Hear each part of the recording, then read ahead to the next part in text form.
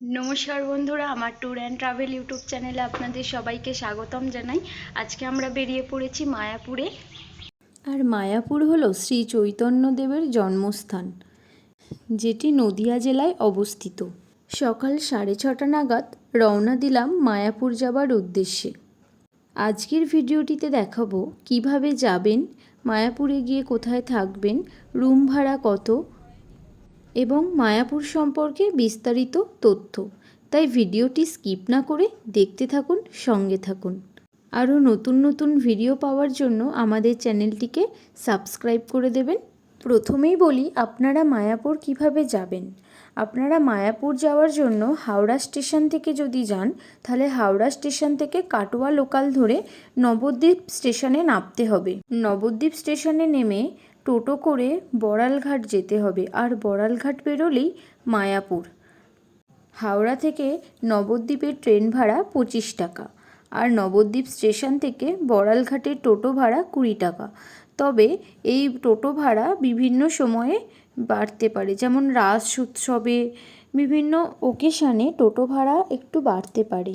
আর বড়ালঘাট থেকে মায়াপুর যাওয়ার লঞ্চ ভাড়া নেয় 10 টাকা। আর যদি আপনারা শিয়ালদা স্টেশন থেকে যান, তাহলে কৃষ্ণনগর লোকাল ধরে আপনাকে কৃষ্ণনগর থেকে মায়াপুরের বাসে উঠতে হবে। যেহেতু আমরা 4 হুইলারে গিয়েছিলাম, তাই গুগল ম্যাপ ওপেন করে নিলাম, আর গুগল ম্যাপের দেখানো পথেই ছুটে চলল আমাদের গাড়ি। এই ব্রিজটি দিয়ে যাওয়ার সময় মনে হচ্ছিল আকাশটা যেন ব্রিজের শেষে এসে মিশেছে, আর মেঘগুলো কি সুন্দর লাগছিল, যেন মনে হচ্ছিল আমার খুব কাছে, তাকে ছোঁবো ছোঁবো ভাবছি। ভাবলে কি হবে, তাকে ছোঁয়ার কি সাধ্য আমাদের আছে? তাই এই প্রকৃতির দৃশ্য দেখতে দেখতেই আমরা চলে এলাম মায়াপুর শহরে। প্রকৃতির দৃশ্য দেখার সাথে সাথে আরও একটি জিনিস দেখে নিলাম। এই যে বাবা আর ছেলে সারা রাস্তা এরম খুনসুটি করতে করতে যাচ্ছে, আর আমার পুচকু সোনা তো সামনের সিটে বসে সারা রাস্তা দেখতে দেখতে চলে এলো মায়াপুরে। তার যে কী আনন্দ, কোথাও ঘুরতে পেলে সে আর কি চায়। ঘুরতে সে অনেক ভালোবাসে। মায়াপুর এলে শুধু মায়াপুর মন্দিরটিই নয়, আশেপাশে অনেক ছোটোখাটো মন্দিরও দেখতে পাবেন। পথে যেতে যেতে সেগুলিও দেখে নিলাম।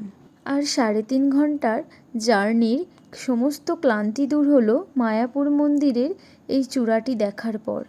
কি সুন্দর লাগছে, তাই না? কারা কারা মায়াপুর গেছো এখানে কমেন্ট করে জানিও, আর কাদের যাওয়ার ইচ্ছা আছে তারাও কমেন্ট করো। পৌঁছে যাওয়ার পরেই ঠিক করে নিলাম কোন হোটেলে থাকবো। আপনারা চাইলে ভবনেও থাকতে পারেন। এখানে গদা ভবন, শঙ্খ ভবন, বংশী ভবন, ঈশোধন ভবন, এরম অনেক ভবন আছে। যেহেতু বাচ্চা নিয়ে গিয়েছিলাম, তাই আমরা হোটেল খোঁজাখুঁজি না করে এই ভাগীরথী গেস্ট হাউসেই থাকলাম। এটি হলো হোটেলের রুম। রুমটির একদিনের ভাড়া ছিল 1000 টাকা। আর আমাদের রুমটি থেকে বাইরের ভিউটা ছিল ঠিক এই রকম। কি সুন্দর লাগছিল প্রকৃতিটা। দুপুর হয়ে গিয়েছিল, তাই খুব খিদেও পেয়েছিল। তাই তাড়াতাড়ি ফ্রেশ হয়ে খাবারের জন্য চলে এলাম মা অন্নপূর্ণা হোটেলে। এখানে পুরোপুরি বাঙালি খাবার পাওয়া যায়। আপনারা 50 টাকায় নিরামিষ ভাতের থালি পেয়ে যাবেন। দুপুরে খাওয়া দাওয়া সেরে একটু রেস্ট নেওয়ার পর বিকালে বেরিয়ে পড়লাম সন্ধ্যা আরতি শোনার জন্য। হোটেল থেকে মন্দিরটি কিন্তু খুবই কাছে ছিল। হোটেল থেকে বেরিয়ে মন্দিরের চূড়াটি দেখা যায়, আর রাস্তার দুপাশে এরকম অনেক দোকান আছে যেখান থেকে আপনারা কেনাকাটা করতে পারবেন। এবং মন্দিরের ভিতরেও প্রদর্শনী মেলা বসে, আপনারা ওখান থেকেও কেনাকাটা করতে পারবেন। এটি হলো মন্দিরের প্রবেশদ্বার, এবং এই মন্দিরে প্রবেশের জন্য কিন্তু কোনো প্রবেশ মূল্য লাগে না। এই মন্দিরের চারিদিকে ধর্মীয় পরিবেশ। এই মন্দিরে এলে আপনার মনকে পরম শান্তি এনে দেবে। ইস্কন মন্দিরের ভিতরে রয়েছে চন্দ্রোদয় মন্দির, শিল প্রভুপাদের পুষ্প সমাধি মন্দির, শিল প্রভুপাদের ভজন কুটির, গোশালা, মায়াপুরের উচ্চশিক্ষা ইনস্টিটিউট, ভক্তি বেদান্ত একাডেমি, বিভিন্ন রেস্টুরেন্ট, নানাবিধ দোকান এবং ফার্মেসি এবং ক্লিনিকও রয়েছে। এই মন্দিরটি বিশ্বের সবচেয়ে বড় মন্দির হতে চলেছে। এই মন্দিরের কাজ এখনও চলছে। এটি হলো চন্দ্রোদয় মন্দিরের দৈনিক অনুষ্ঠান সূচি। এই মন্দিরে প্রসাদ খাওয়ার জন্য কুপন নিতে হয়। দুপুরে মহাপ্রসাদ খাওয়ার জন্য 12টার মধ্যে কুপন নিয়ে নিতে হবে, এবং দুপুরে মহাপ্রসাদ খাওয়ানোর সময়সূচি হলো 1টা থেকে 1:30টা। এবং রাতে মহাপ্রসাদ খাওয়ার জন্য বিকাল 4টের মধ্যে কুপন নিয়ে নিতে হবে। রাতে 8টা থেকে 9টা পর্যন্ত মহাপ্রসাদ বিতরণ করা হয়ে থাকে। মন্দিরে এসেই কিছু বিদেশি নাম সংকীর্তন করছিল এবং তার তালে তালে আমরাও নেচে উঠলাম হরে কৃষ্ণা।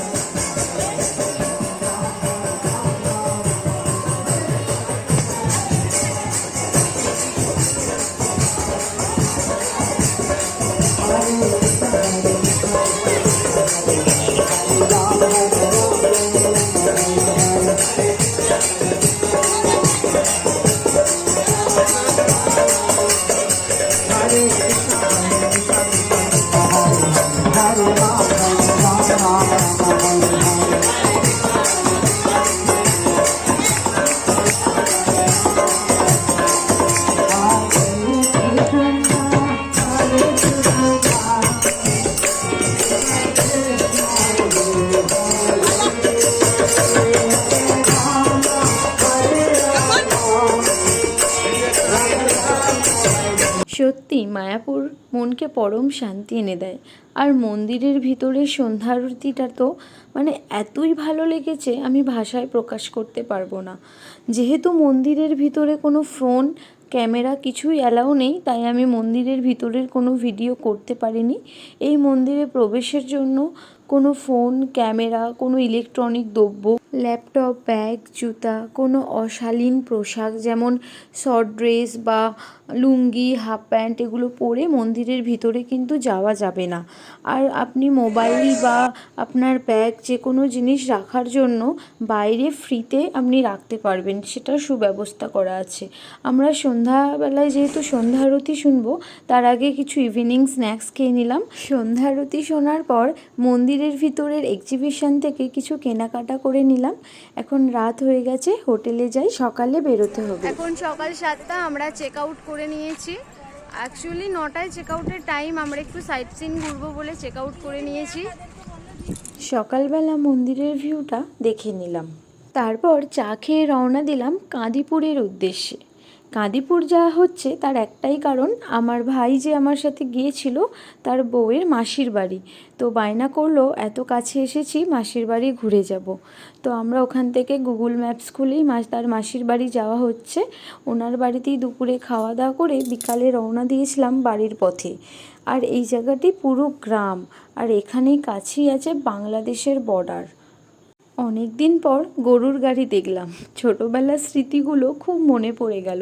পিসির বাড়ি গেলেই এই গরুর গাড়ি আমরা চাপতাম আর নদীতে স্নান করতাম। মা তো বলতো বাঁধা গরু ছাড়া পেয়েছে।